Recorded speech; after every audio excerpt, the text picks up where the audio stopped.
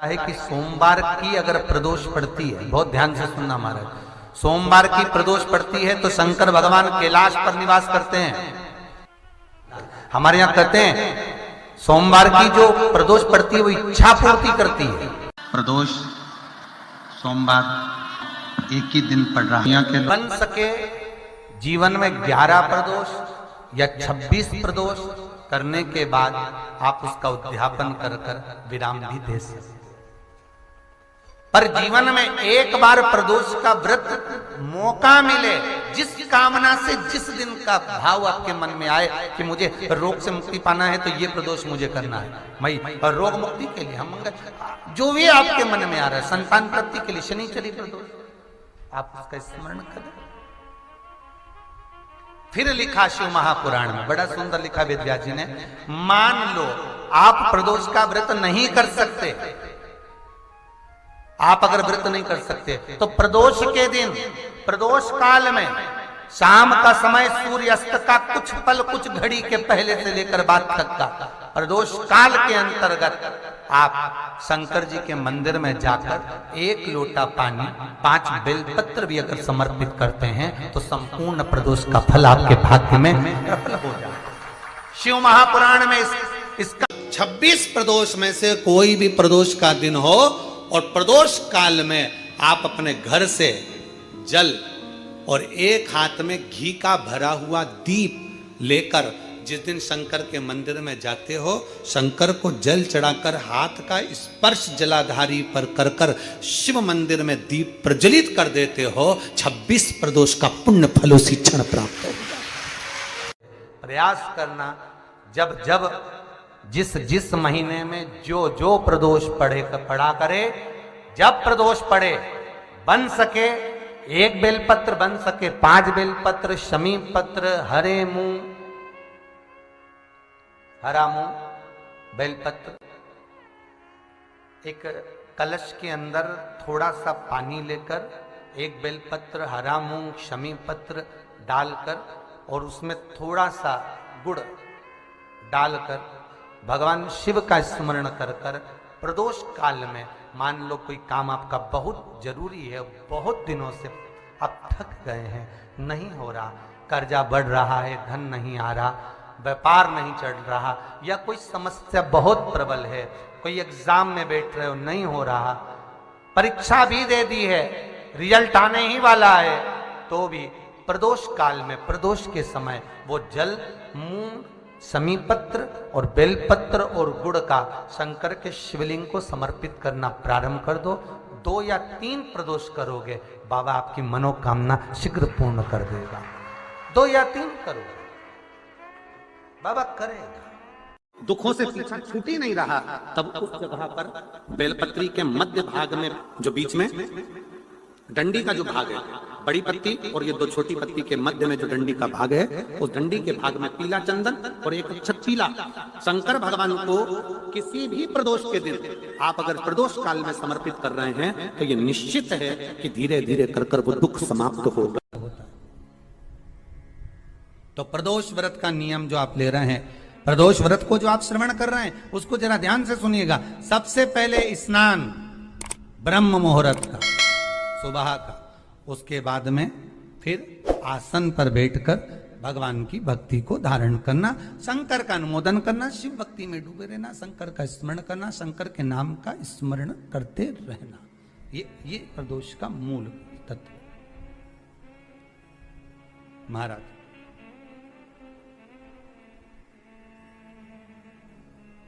प्रदोष व्रत करने वाले को भोजन नहीं करना चाहिए,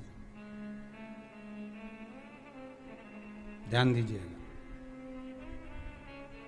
फलाहार करो, उसमें भी नमक का सेवन मत करो। प्रदोष व्रत में नमक का सेवन वर्जित होता है। कारण क्या कारण होता है?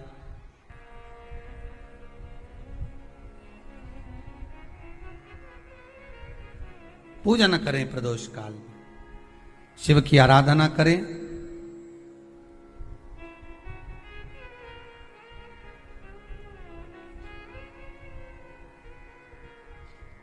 आगे वर्णन आया। प्रदोष व्रत करने वाले को प्रदोष के दिन प्रयास करना चाहिए कि रात्रि के समय पर आधा घंटा, 10 मिनट, 20 मिनट जागरण करे। जागरण मतलब थोड़ा भगवान का भजन कर ले। भले 4-5 माताएं इकट्ठी नहीं हो तो अपन अकेले ही कर लो। अपन अकेले कम है क्या भाई? अपन कम पड़े? आराधना अकेले भी करो, जागरण करो। जब आपकी 11 प्रदोष हो जाए, 26 प्रदोष हो जाए, तब उद्यापन करो। उद्यापन 2 ब्राह्मणों को जोड़े से बुलाओ। ब्राह्मणों को जोड़े से बुलाकर उनके चरणों की पूजन कर कर, आराधना कर कर, सुंदर मंडप तैयार कर कर भगवान का, उसमें सुंदर रंगोली डालकर, मंडल बनवाकर पूजन करो शंकर भगवान की प्रदोष का। एक दिन पहले गणेश की आराधना करो, पूजन करो, और प्रदोष वाले दिन जो मंडल बनाए हैं पूजन अर्चना करने के लिए, जो स्थान दिया है, उसकी आराधना करो। खीर की आहुतियां दीजिए 108 बार। जो ब्राह्मण आए उनके माध्यम से मंत्रों द्वारा पूजन कराकर खीर की आहुतियां दीजिए शिव नाम महाराज। फिर ब्राह्मणों को जोड़े से भोजन कराकर, चरणों को नमन कर कर, दक्षिणा प्रदान कर कर, निवेदन कर कर ब्राह्मणों से कहें, हे ब्राह्मण देवता, आप हमें आशीर्वाद प्रदान करें कि जिस प्रदोष का हमने व्रत किया है उस व्रत का पुण्य फल हमें प्राप्त हो। ऐसा ब्राह्मण चरण को नमन कर कर, प्रणाम कर कर उनसे अपने मस्तक पर अक्षत छुड़वाएं। फिर नमन कर कर, भोजन कराकर विदा करें। शाम को भगवान का जागरण करें। ऐसे प्रदोष व्रत का उद्यापन कर अपने जीवन को सार्थक बनाएं। ऐसा सुंदर प्रदोष व्रत का व्याख्यान वर्णन स्कंद पुराण में कर। एक निवेदन सभी श्रोता बहन भाइयों से, कथा आस्था चैनल पर जो सुन रहे हैं, फेसबुक यूट्यूब पर जो सुन रहे हैं, और पंडाल में बैठकर जो सुन रहे हैं, जिस दिन दिल से हारो ना, थोड़ी तकलीफों में अगर घिर जाओ, तकलीफें आ जाएं, कष्ट आ जाए, तकलीफें जिस दिन तुम्हारे भीतर बहुत ज्यादा मात्रा में आ जाए, उस दिन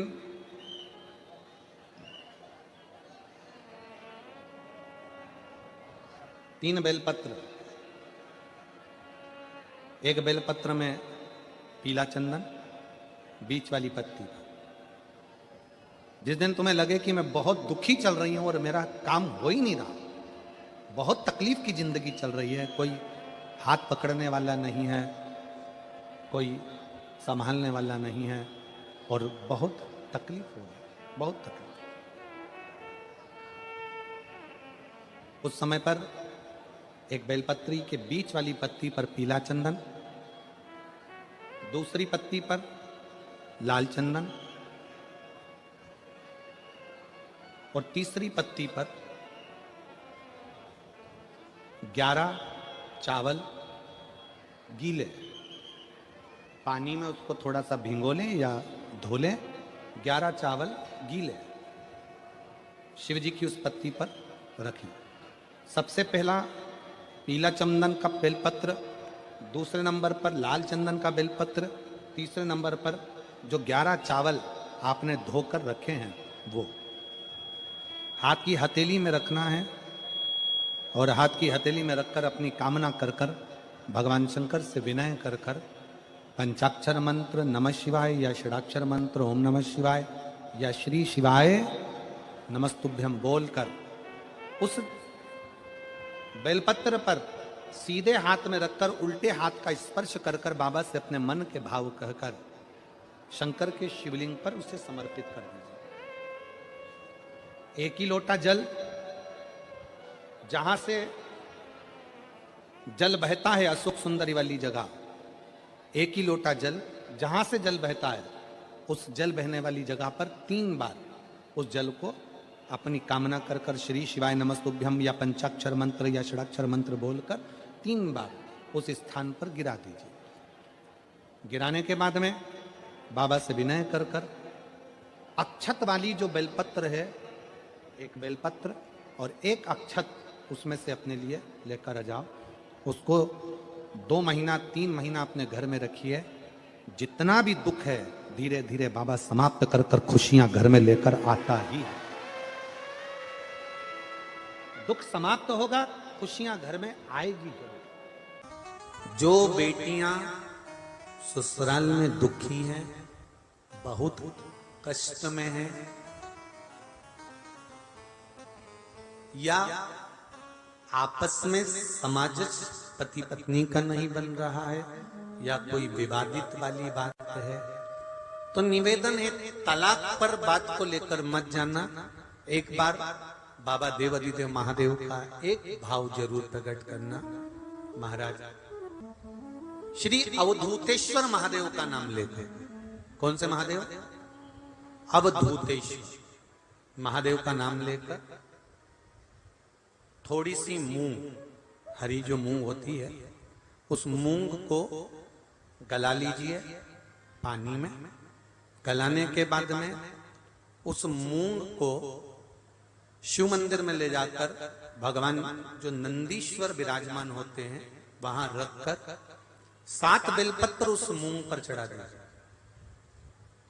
चढ़ाकर बेलपत्र मेरे देवाधिदेव महादेव को अवधूतेश्वर महादेव के नाम से समर्पित कर दीजिए। वो मूंग उठाकर गौशाला में या आपके रोड पर कोई नंदी दिख जाए या गौशाला में कोई नंदीश्वर हो तो उस नंदी को वो मूंग खिला दीजिए थोड़ी सी।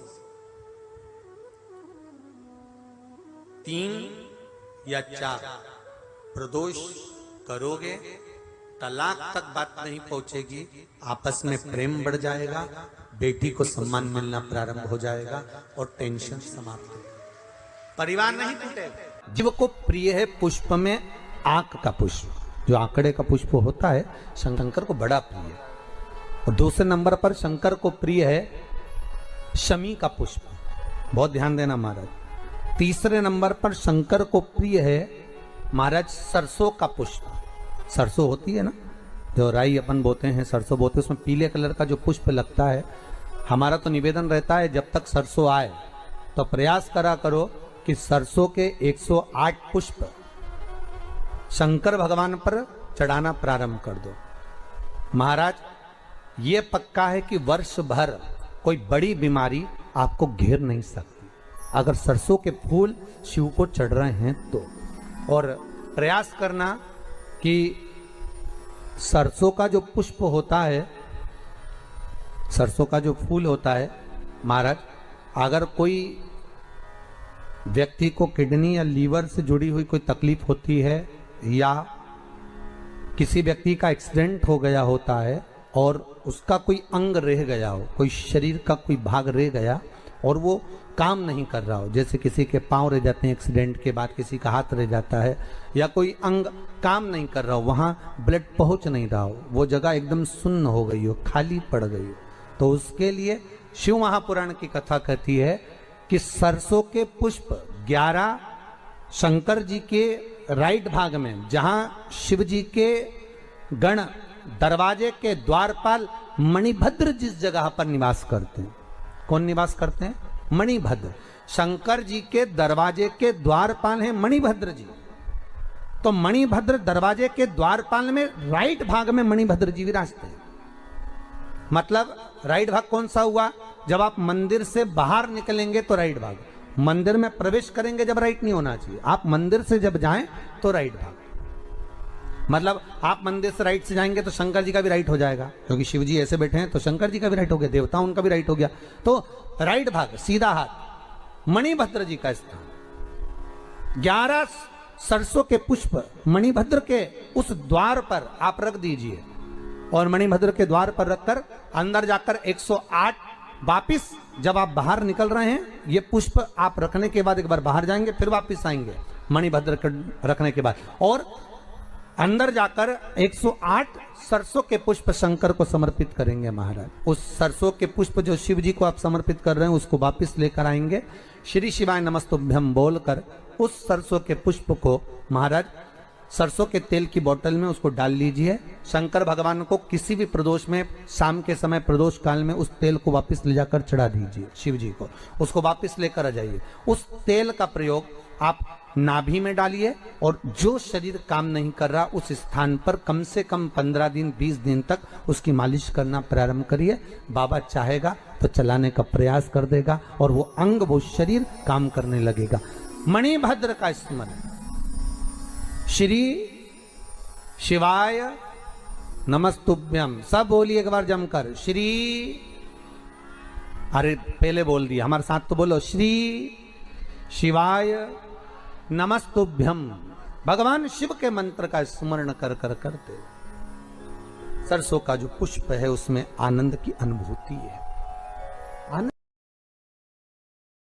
किसी कारणवश कोई कार्य ऐसा हो गया हो कि आप बहुत मेहनत कर रहे हो, सफलता नहीं मिल रही हो, लक्ष्मी प्रवेश नहीं कर रही हो, तो महाराज बेल का जो फल होता है उस फल के अंदर का जो गुर्दा होता है, बेल के फल का अंदर का जो भाग होता है गुर्दा, उसको लेकर घर पर आओ और सुखा लो। सुखाने के बाद उसको जलाओ, जलाकर उसकी भस्म तैयार, उस भस्म को अच्छा बढ़िया पीस लो, पीस कर कपड़े से छान लो महाराज। उसको छान कर जब आप शंकर भगवान का पूजन करने के लिए शिव मंदिर में जाएं महाराज, किसी भी 5 प्रदोष या 5 सोमवार या सोमवार की अष्टमी पड़ जाए उस दिन थोड़ी सी भस्म लेकर जब जाएं घर से, उसमें से थोड़ी सी भस्म बेलपत्री के पेड़ के नीचे श्री कुंदकेश्वर महादेव का नाम लेकर चढ़ा दो। क्या नाम लेना है? कुंदकेश्वर। उसी में से थोड़ी सी भस्म जो बेलपत्री के वृक्ष के नीचे आपने चढ़ाई या बेलपत्री के वृक्ष की जड़ में चढ़ाई, उसको लेकर आओ और वही वृक्ष माता पार्वती का नाम लेकर भगवान शंकर के ऊपर चढ़ा दो और अपनी मनोकामना कर 1 लोटा पानी शिव पर समर्पित कर दो। चुटकी भर, बस ज्यादा नहीं, मात्र चुटकी। 5 प्रदोष भी पूरे नहीं होंगे और बाबा चाहेगा कि आपका जो लक्ष्मी रुकी हुई है या व्यापार नहीं चल रहा या कार्य नहीं हो रहा, तो बाबा उसको 1 प्रदोष 2 प्रदोष करोगे, तीसरे प्रदोष में तो बाबा धक्का लगा ही देगा। शंकर भगवान को भस्म अति प्रिय। बेलपत्री किसका प्रतीक है? माता पार्वती। जब मां जगत जननी जगदम्बा नवरात्र में दर्शन किया होगा, माता का जहाँ यज्ञ होता है, सप्तसती से यज्ञ हो चाहे माँ अम्बे जगदम्बा का जो यज्ञ होता है, उसमें बेले के फल की भी आहुति लगती है। उस भस्म की बड़ी प्रबलता, बेल का जो गुर्दा होता है उस गुर्दे की जो भस्म तैयार कर जाती है उसका बड़ा महत्व, बड़ा। हम तो यहाँ तक कहेंगे देसी गाय का घी हो। कौन सी गाय का? देसी हो, जर्सी नहीं, देसी गाय का घी हो। देसी गाय के दूध से जो घृत का निर्माण हो वो घी हो, और बेले का जो फल का गुर्दा जलाओ, उसकी भस्म अगर आपने बेलपत्री के पेड़ के नीचे ही बनाई हो, मान लो, उस भस्म को पीस ले, पीस कर उसको काजल जैसा तैयार करके डब्बी में रख ले महाराज। शिव जी पे चढ़ी हुई भस्म को पहले वो पीस के शंकर जी पे चढ़ाओ, फिर उसको लेकर आकर उसमें गाय का, देसी गाय का, उसमें घी मिलाकर काजल जैसा तैयार कर मस्तक पर मात्र या कलेजे पर उसकी 1 बिंदी ही रखकर आप अपने कार्य के लिए अगर निकल गए तो ये पक्का है कि वो कार्य होगा ही, सफल होकर ही मानेगा। ज्यादा से ज्यादा 5 दिन उसके पास जाना पड़ेगा, 6 दिन जाना पड़ेगा, पर कार्य सफल होगा ही, उसको करना ही पड़े, क्योंकि वो केवल बेल की कालोच नहीं गई है, वो स्वयं काल का तुम्हारे साथ गई, स्वयं पार्वती मां तुम्हारे साथ। भस्म शिव जी को प्रिय, उस भस्म का प्रयोग बड़ा। जब पी भभूत में है खजाना कुबेर। एक निवेदन सभी श्रोता बहन भाइयों से, कथा आस्था चैनल पर जो सुन रहे हैं, फेसबुक यूट्यूब पर जो सुन रहे हैं और पंडाल में बैठकर जो सुन रहे हैं, सब लोग जम के तो बोलो जरा। जानते हो ना सब, मिट्टी का पार्थिव शिवलिंग का निर्माण जब हम करते हैं तो दुनिया के लोगों को लगता है कि हमने शिवलिंग बनाया,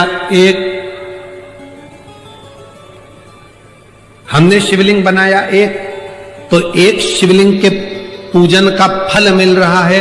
ये दुनिया के लोगों को लगता है कि एक शिवलिंग के पूजन का फल मिल रहा है, पर शिव महापुराण की कथा कहती है पार्थिव शिवलिंग का निर्माण करना और उसकी पूजन करना, उसका मतलब है पार्थिव शिवलिंग को बनाने में जो मिट्टी हम एकत्रित करते हैं, उस मिट्टी में जितने जितने बारीक बारीक कण होते हैं, एक एक धूल का कण, मिट्टी का कण जितने एकत्रित होते हैं शिवलिंग को बनाने में, आप शिव जी का जब स्नान कराते हो, पूजन कराते हो, बेलपत्र चढ़ाते हो, तो जितने मिट्टी के अंदर बारीक बारीक कण होते हैं जिससे जुड़कर पार्थिव शिवलिंग का निर्माण होता है, वो 1000 करोड़ शिवलिंग की पूजन एक साथ हो जाती है, एक ही बार में उतना फल हमारे खाते में चले जाता है, उतना फल।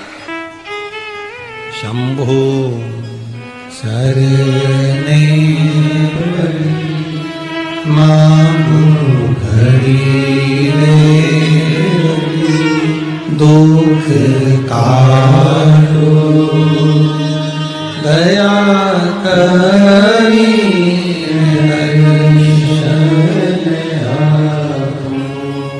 शंभो शरणे मांगो घड़ी रे घड़ी दुख काटो दया करी मैं दर्शन आपो। एक पार्थिव शिवलिंग का निर्माण करना मतलब लाखों शंकर भगवान के स्वरूप की पूजन कर, एक पार्थिव शिवलिंग का निर्माण।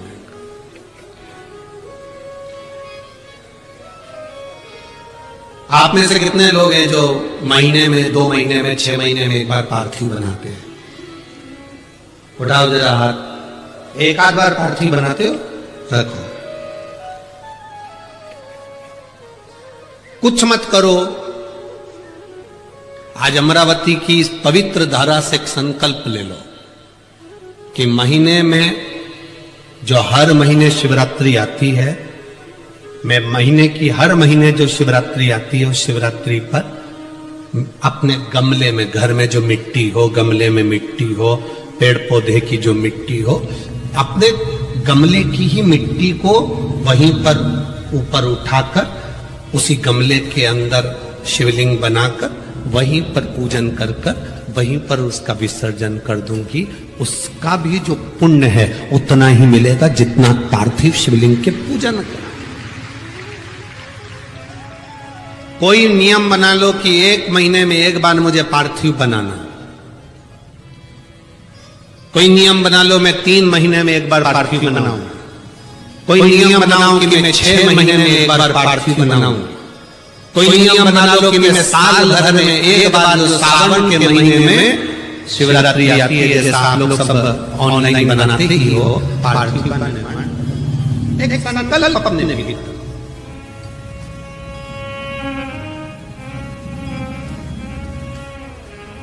संकल्प का फल बाबा क्या देगा ये आपको मालूम पड़ेगा। वो क्या देगा वो बात मालूम।